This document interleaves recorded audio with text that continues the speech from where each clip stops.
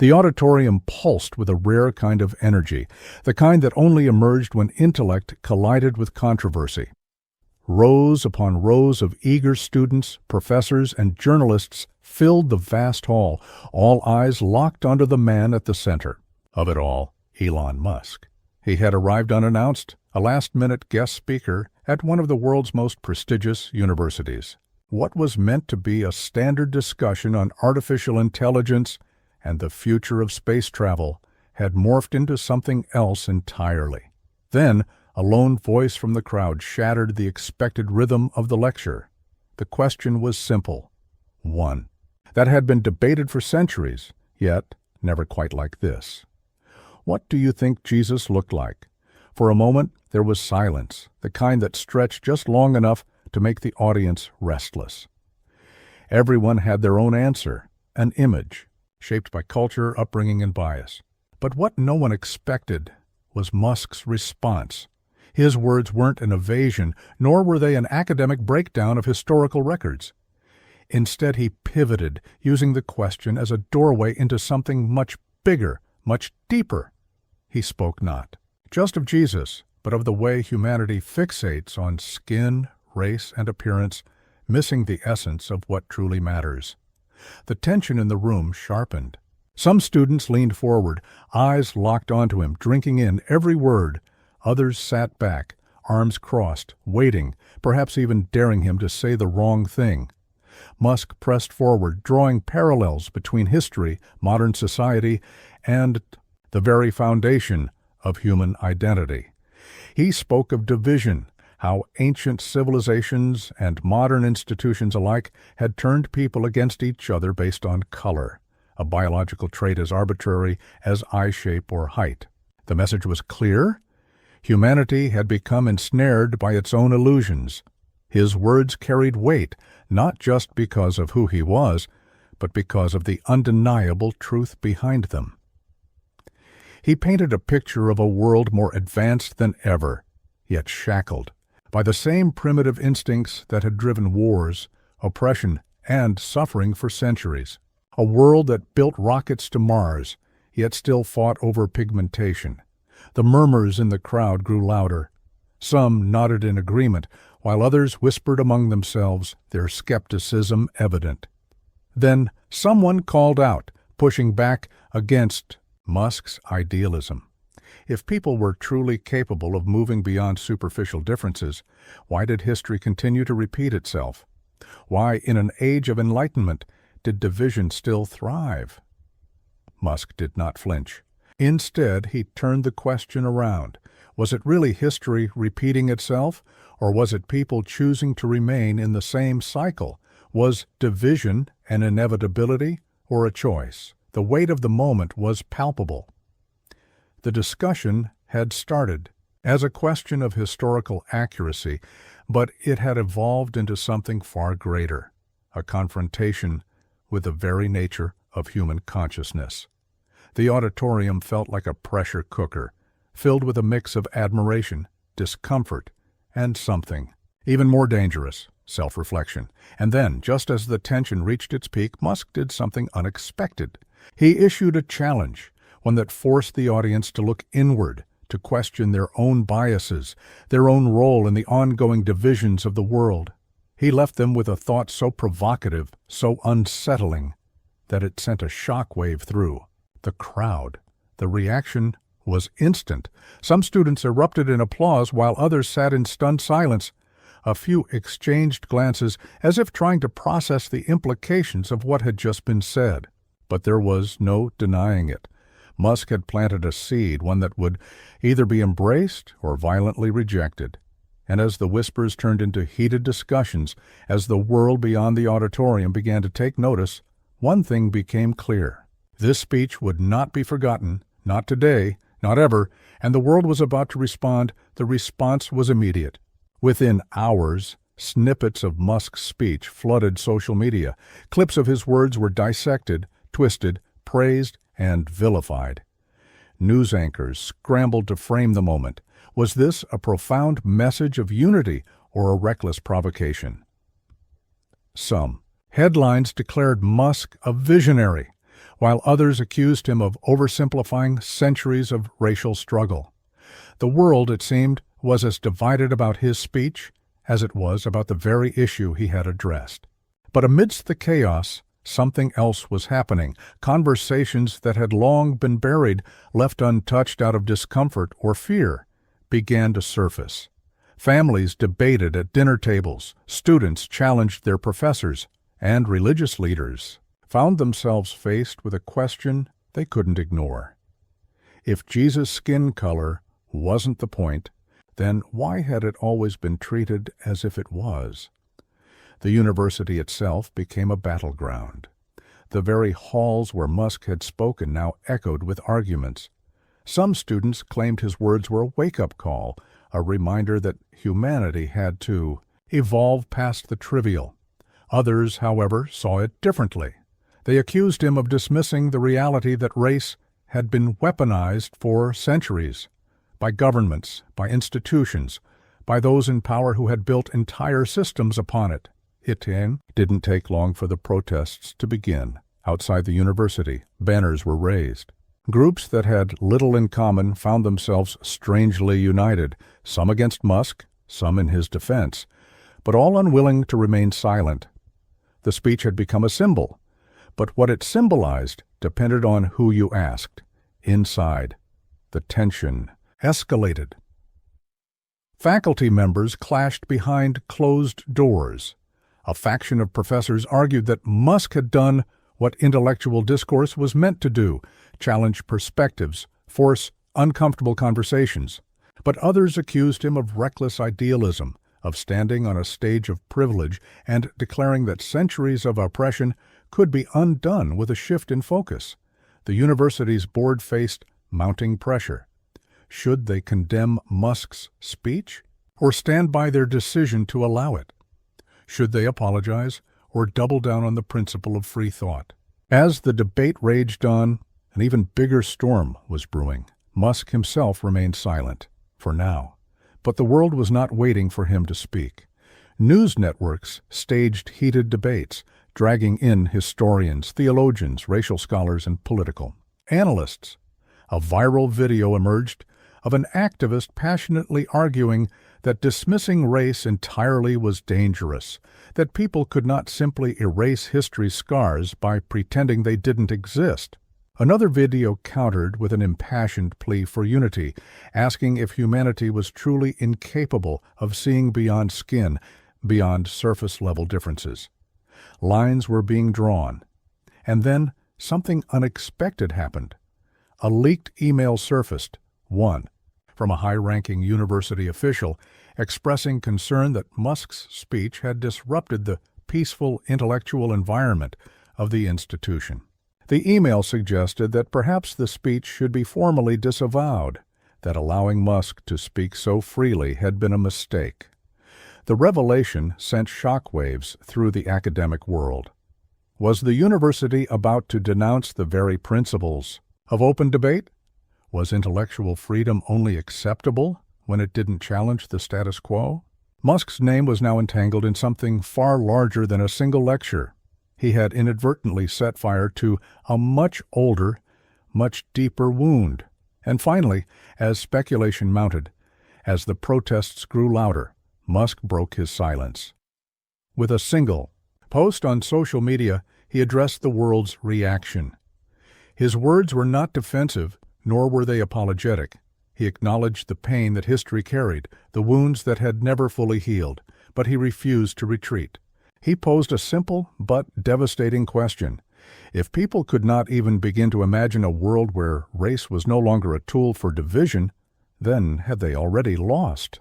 The response was instant. Some hailed him as a revolutionary, a thinker who refused to be bound by outdated constructs. Others were enraged, convinced that he was erasing the reality of systemic inequality, that his vision was nothing more than privileged naivety wrapped in idealism. And as the university scrambled to contain the firestorm, as students continued their protests and the world watched with bated breath, an announcement was made. A formal debate was scheduled. A panel of scholars, activists, and religious figures would take the stage. Musk was invited to return, not to lecture, but to stand face to face with those who opposed him, to defend his words, not from behind a screen, but in front of the very people who felt his message had done more harm than good. The stakes could not have been higher. Musk had lit the match. Now he would have to face the fire. The auditorium was no longer just a place of learning. It had become an arena. The night of the debate arrived with an atmosphere thick enough to suffocate. Security was tighter than before, with barriers set up outside the university's main hall to keep the clashing protesters from turning words into violence. Inside, cameras were stationed at every angle, ensuring that the world would not just hear what was said, but see every flicker of emotion on the faces of those about to engage in intellectual war. Musk entered the stage to a mixed reaction, cheers from some, low but audible murmurs of discontent from others. Across from him sat a panel of formidable opponents, a renowned civil rights activist, a historian specializing in racial constructs, a theologian, and a professor of ethics who had publicly criticized Musk's speech in the days leading up to the debate. The moderator wasted no time.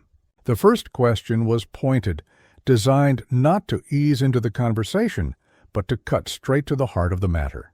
Had Musk, with his immense platform and influence, irresponsibly reduced the discussion of race to something that could simply be ignored? Musk leaned forward, his expression unreadable. His response was measured, his tone steady. He wasn't dismissing history, nor the struggles that had been endured. But if humanity continued to obsess over skin color, to define itself by its differences, rather than its commonalities, then wouldn't those struggles simply repeat themselves forever? The historian was the first to strike back. History had proven, time and time again, that race was never just about perception, it was about power. The roots of division were too deep, the damage too severe, for people to simply decide that race no longer mattered.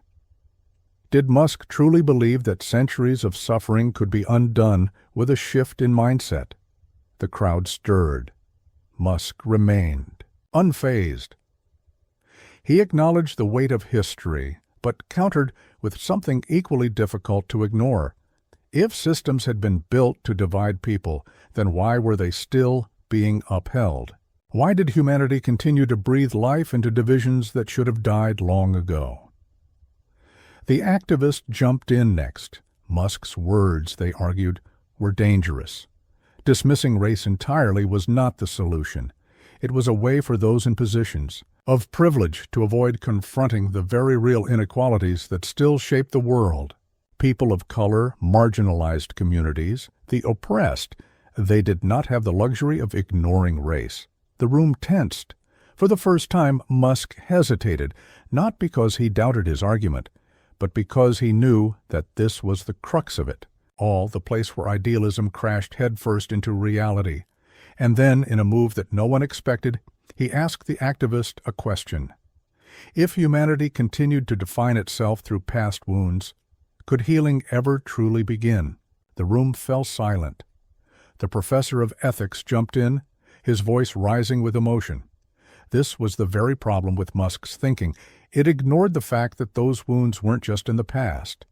They were still happening, still being inflicted, still shaping lives in ways that Musk, with all his wealth and influence, would never fully understand. The audience was no longer passive. Some nodded, murmuring in agreement, while others shook their heads, their frustration mounting. Musk did not retreat. He admitted that he would never fully understand the experience of systemic oppression, but did that mean he was wrong to challenge the way people thought about it? Did it mean humanity had no choice but to remain prisoners of past divisions? The theologian finally spoke, his voice softer but no less sharp. Was it not ironic that Musk had used Jesus as a catalyst for this debate? Jesus, a man whose appearance had been debated for centuries, whose very image had been altered to fit the needs of different cultures.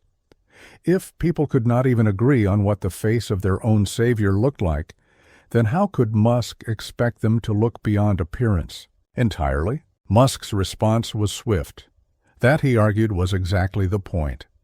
The endless debate over what Jesus looked like had distracted people from what truly mattered, his teachings, his message of unity. If people could not see past the color of his skin, then had they ever truly understood him at all? The debate was no longer just words. It was war. The activist, shaking their head, leaned forward, their voice cutting through the tension like a blade. The idea of a world where race didn't matter was beautiful, but it was also a fantasy. It was easy to talk about unity when one had never been denied opportunities because of their skin color, had never been judged before speaking a single word. For the first time, Musk seemed tired. Not defeated, but burdened by the weight of the conversation, by the reality that no words, no matter how powerful, could erase the pain etched into history. Then he said something that shifted everything. Maybe he admitted he was wrong about one thing. Maybe humanity wasn't ready to see beyond race. Maybe people weren't capable of letting go of something that had been ingrained in them for so long, the crowd murmured, uncertain whether this was a concession or something else entirely. Then he posed his final question, the one that would linger long after the debate ended.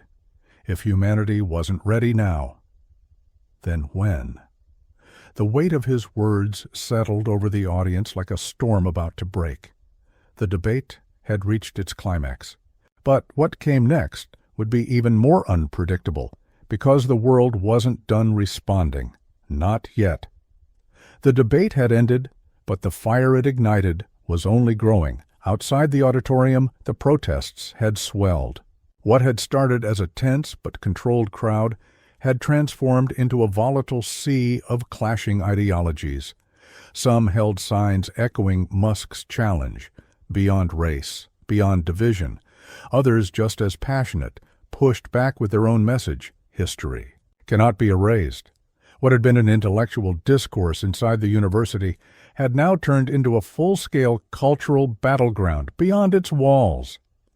The media fanned the flames. News anchors dissected every word Musk had spoken, pulling sound bites and twisting them into narratives that suited their agendas. Some praised his vision, calling him a radical thinker ahead of his time. Others labeled him dangerously naive, a billionaire blinded by his own detachment from reality. The real explosion, however, happened online. Social media became the new war zone. Debates raged under every post, every video clip. Comment sections turned into battlegrounds filled with raw emotion, bitter arguments, and a growing sense that this wasn't just about Musk anymore. It was about something much bigger. Some of the most unexpected voices entered the conversation. Celebrities, political figures, and even world leaders weighed in. A well-known activist accused Musk of trying to erase the lived experiences of marginalized communities. A former president, known for his own controversial takes, publicly supported Musk, stating that division only thrives when we refuse to evolve. Religious leaders were split. Some praised Musk for bringing the focus back to Jesus' teachings, while others condemned him for dismissing the importance of racial identity in religious history. The debate was no longer academic. It was everywhere, and then the first real fallout hit. The university, caught in the crossfire, released an official statement. In a carefully worded address, they acknowledged the intellectual merit of Musk's arguments, but expressed concern over the divisive impact of his speech. The message was clear. They were trying to distance themselves. But the students weren't done. A group of them, angered by the university's attempt to remain neutral, organized a sit-in. Hundreds filled the campus square, refusing to leave, until the institution took a definitive stance. Did they stand by the principles of free thought, or were they afraid of the controversy Musk had unleashed? The world watched, waiting for the next move, and then Musk made one. He posted a message, short, direct, impossible to ignore. If the future is unity, why is the present so afraid of it? The words sent shockwaves through the internet. Some took it as a call to arms, a challenge to dismantle old ways of thinking. Others saw it as proof of Musk's detachment, an arrogant dismissal of real, ongoing struggles. But what happened next was something no one expected. A leaked recording surfaced, audio from a private meeting at the university, where high-ranking faculty members debated their next steps. In the recording, one voice stood out. A senior administrator, frustrated, spoke with alarming bluntness. "We can't control this. If we condemn Musk outright, we risk alienating those who support his message. If we defend him, we alienate everyone else. The real problem isn't his speech. It's the fact that people actually listened." The words hit like a bomb. It was never about the speech itself. It was about the fact that it had forced people to question their beliefs, to reconsider what they had accepted as truth. The university tried to contain the fallout, but it was too late. The recording spread like wildfire. Suddenly the focus shifted. The outrage, the energy, the global conversation, everything intensified. And at the center of it all, Musk remained unmoved. Then, another unexpected development shook the situation further. A group of world-renowned intellectuals, activists, and religious leaders proposed something radical. A global summit, an event dedicated to confronting the question Musk had raised. Could humanity ever truly move beyond race, or was division an unbreakable part of human nature? The proposal was unprecedented, and Musk? He accepted the invitation without hesitation. The stage was no longer just a university auditorium, it was the world, and the final battle for the future of identity was about to begin. The summit was unlike anything the world had ever seen. Set in Geneva, Switzerland, neutral ground for some, symbolic for others, it was the culmination of everything Musk's speech had set into motion. Delegates arrived from every corner of the globe. Some were scholars, some activists, some spiritual leaders, and some simply individuals who had lived the reality of racial division firsthand. Each of them carried their own beliefs, their own wounds, their own convictions. The world watched as they took their seats in a circular hall designed for discourse, cameras broadcasting every moment. This was not just a debate anymore, it was a reckoning. Musk sat among them, not as a lecturer this time, not as a billionaire or a tech mogul, but as an instigator of thought, a man whose words had shaken the world into confrontation with itself. He was no longer alone in the fight. The voices surrounding him were louder, fiercer, and carried the weight of history. The moderator opened the summit with a piercing question. Is a future without racial division possible, or is humanity forever bound by it? The first response was immediate and unrelenting. A historian spoke of empires and oppression, of slavery and segregation, of wounds too deep to be healed with mere words. He called Musk's vision idealistic, a luxury only the privileged could afford. History repeats itself, he warned, not because we want it to, but because power has always fed on division. Musk listened, his face unreadable. Then came the counterpoint. A woman who had spent her life in peace-building efforts across war-torn nations argued that unity was not an illusion. She had seen former enemies lay down their weapons, had watched people who once killed each other embrace in forgiveness. If hate is learned, she challenged, then why do we insist that love cannot be? The tension in the room crackled like static before a storm. Then an activist took the floor, her voice raw with emotion. She told her own story, not one of history books, but of a life lived under the weight of prejudice, the looks, the assumptions, the barriers that had shaped her every step. She turned to Musk, her gaze sharp. You say we should look beyond race, but tell me, when you walk into a room, do you feel the weight of your skin? Have you ever had to prove your humanity before? You even spoke? The silence that followed was suffocating. Musk, for the first time, seemed to hesitate, not because he didn't have an answer, but because he knew that in this moment words alone would not be enough. Then he did something unexpected. He admitted that she was right. He would never know what it was like to live in her skin, to carry her burdens. He would never claim to fully understand something he had not experienced. But understanding, he argued, was not the same as believing. Believing, he said, voice steady, is choosing to fight for a world that does not yet exist. It was a shift. The conversation evolved, deepened. The debate was no longer just about race, but about identity itself, how people defined themselves, how the past shaped the future, and whether unity was a possibility or a myth. A religious leader spoke next. He reminded the room that every major faith had, in its purest form, preached the same thing, oneness. Yet humans had twisted those teachings, using them to build walls instead of bridges. We were given the gift of free will, he said, but what have we done with it? The hours passed, the conversation stretched late into the night. Some voices rose in anger, others in hope, but one thing became clear. For the first time in a long time, people were talking. Not in carefully curated statements, not in slogans or hashtags, but in raw, uncomfortable, unfiltered dialogue. And then came the turning point. A woman, elderly, quiet until now, stood up. No title, no political affiliation, just a survivor of decades of racial injustice. When she spoke, the room fell silent. She had spent her life fighting against the weight of color, had been beaten for it, had been denied jobs for it, had seen her children suffer for it, and yet, she said, she still chose to believe. She turned to the activist who had spoken earlier, the one who had challenged Musk directly. "You're right to be angry," she said softly. "You have every reason to be, but if we stay in the anger, if we let history define us forever, then haven't we let them win?" The weight of her words sank deep into the bones of the room. For the first time, no one spoke, because for the first time the answer wasn't in argument, but in reflection.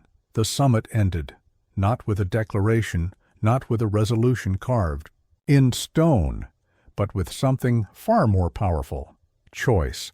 The choice to see beyond history while still honoring it. The choice to acknowledge pain without being enslaved by it.